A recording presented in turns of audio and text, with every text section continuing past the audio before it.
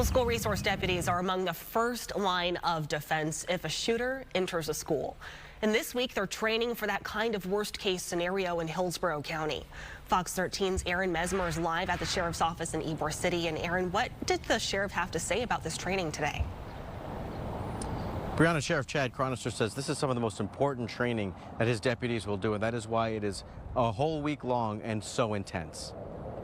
Go to grab, go to grab! It has the look and feel of a real active shooter scenario.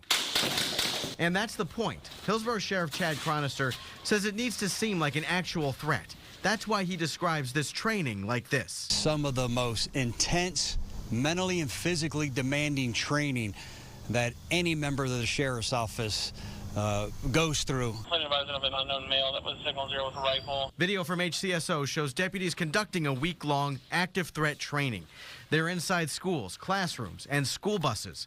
Training scenarios include clearing rooms, evacuations, lockdown procedures, and emergency first aid. Their adrenaline's gone in, hostage rescue, different shooting scenarios as the students are running by you and you're trying to process who's a good guy, who's a bad guy. Deputies are also incorporating improved tactics.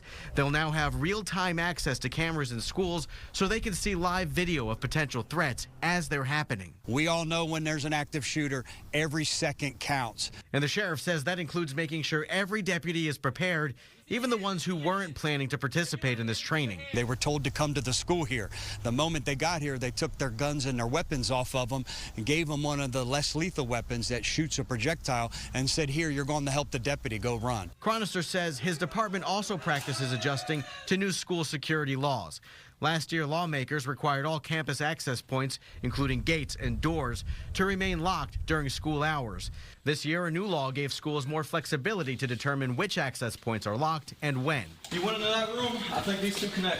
We're told this all helps deputies fine-tune their response. There is no greater priority than protecting the most vulnerable individuals in this community, and that starts with our young people.